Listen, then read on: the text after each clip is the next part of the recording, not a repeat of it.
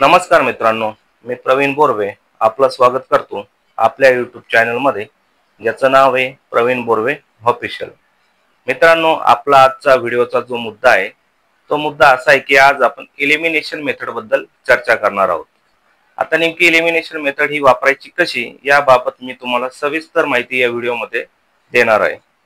मित्रांनो, जेव्हा आपण टेट एक्झामचा पेपर देत असतो त्यावेळेस टाइम मॅनेजमेंट खूप महत्त्वाचं असतं आणि इतक्या कमी वेळामध्ये पूर्ण पेपर आपला कव्हर होत नाही. मग अशा वेळेस काय करायचं?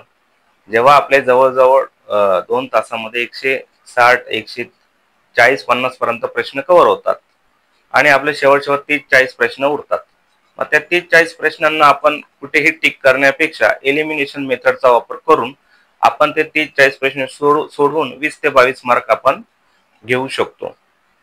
त्यामुळे आज आपण गणित आणि बुद्धिमत्ता या विषयासाठी एलिमिनेशन पद्धत कशी वापरायची यासाठी आपण सविस्तर चर्चा या व्हिडिओमध्ये करूया.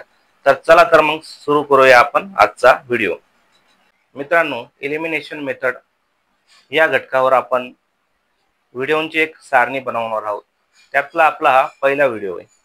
त्यामध्ये गणित आणि बुद्धिमत्ता या विषयातील प्रश्न सोडवताना एलिमिनेशन मेथड कशी वापरायची, IBPS चे प्रश्न सोडवताना काही ट्रिक्स आपल्याला वापरावे लागतात आणि त्या ट्रिक्स कोणत्या असतात ते आपण या व्हिडिओमध्ये बघूया. त्यासाठी आपण आज 5 उदाहरणांचा दाखला घेणार आहोत. तर IBPS ला आवडणारा जो पर्याय म्हणजे IBPS ला सर्वात जास्त आवडणारा पर्याय कोणता असतो याचा शोध आपण काही उदाहरणाच्या माध्यमातून आज घेणार आहोत. तर आता तुम्हाला स्क्रीनवर काही एक उदाहरण दिसतंय बघा. आता ते उदाहरण असं आहे की श्रेणी पूर्ण करा. जेव्हा आपण टेट एक्झाम देतो तर श्रेणी पूर्ण करा या घटकावर 5 ते 10 मार्कासाठी आपल्याला प्रश्न विचारले जातात. संख्या दिलेल्या असतात आणि एक संख्या गाळलेली असते. असे प्रश्न थोडे डिफिकल्ट असतात जे आपल्याला सुटत नाही. मग आपण आता उदाहरण बघतोय, श्रेणी पूर्ण करा. उदाहरण आहे 1 9 25 49 डॅश डॅश 121. हो मित्रांनो, 1 9 25 49 डॅश डॅश 121.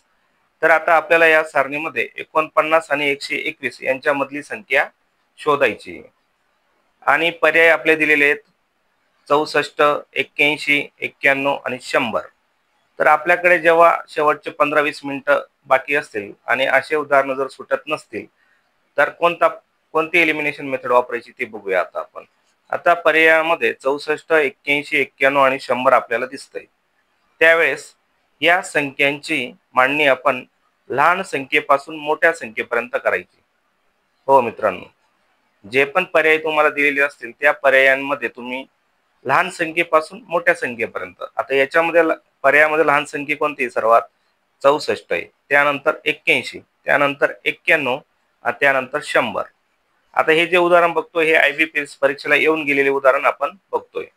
आता याच्यामध्ये आपण मांडणी केली लहान संख्येपासून मोठ्या संख्येपर्यंत 64 81 91 100. तर याच्यामध्ये सर्वात लहान आणि सर्वात मोठी संख्या ही कट करून टाकायची मित्रांनो. हो, तुम्ही स्वतःही या पद्धतीचा वापर करू शकतात. आलेले उदाहरण तुम्ही स्वतः व्हिडिओ नंतर जाऊन तुम्ही बघू शकतात की ही एलिमिनेशन मेथड काम करते की नाही करते.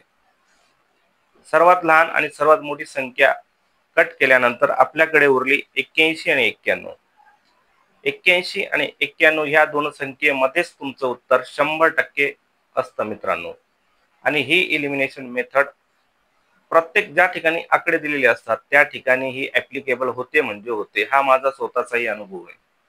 आणि सारणी पूर्ण करा किंवा इतर कोणतीही जेही उदाहरणं संख्येवर आकड्यांवर आधारित असतील त्यावेळेस तुम्ही ही एलिमिनेशन मेथड वापरू शकता. आता आपण उदाहरण क्रमांक 2 बघूया. तर उदाहरण क्रमांक 2 असं आहे 66 36 18 डॅश डॅश. 66 36 18 डॅश डॅश म्हणजे आपल्याला पुढची संख्या शोधायची आणि पर्याय आपल्याला दिलेले आहेत 3 6 8 9. पर्याय दिलेले आहेत 3 6 8 9. आता यामध्ये आपल्याला लहान संख्येपासून मोठ्या संख्येपर्यंत परत एकदा मांडणी करायची. तेव्हा आपण ती मांडणी करताना 3 सर्वात लहान, त्यानंतर 6 8 आणि 9 आता याच्यामध्ये सर्वात लहान आणि सर्वात मोठी संख्या आपल्याला कट करायची, ती 3 आणि 9 या दोन संख्या कट केल्यावर आपल्याकडे उरलं 6 आणि 8. 6 आणि 8 मध्येच आपलं उत्तर असतं आणि IBPS ने उत्तर दिलेले 8. म्हणजे बघा मित्रांनो, मोठी संख्या आणि छोटी संख्या कट केल्यानंतर ज्या दोन मधल्या संख्या उरतात त्यामध्येच तुमचं उत्तर असतं. याच धर्तीवर आपण अजून एक उदाहरण बघूया. चुकीचे पद शोधा. आणि त्याच्यामध्ये चुकीचं पद शोधायला दिलेलं आहे आपल्याला 16, 22, 30, 45, 52, 66. 16, 22, 30, 45, 52, 66 आणि उत्तर दिलेले आहेत 30, 45, 52, 66. 30, 45, 52, 66 आणि याच्यामध्ये लहान संख्येपासून मोठ्या संख्येपर्यंत आपण मांडणी करूया.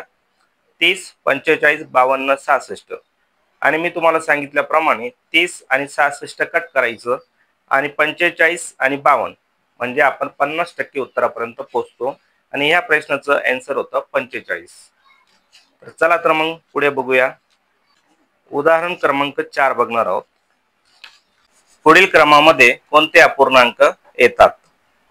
आता प्रश्न दिलेला आहे आपल्याला 1/2, 3/4, 5/8, 7/16 आणि पर्याय दिलेले आहे मित्रांनो आपल्याला 10/17, 11/34, 12/35 आणि 9/32.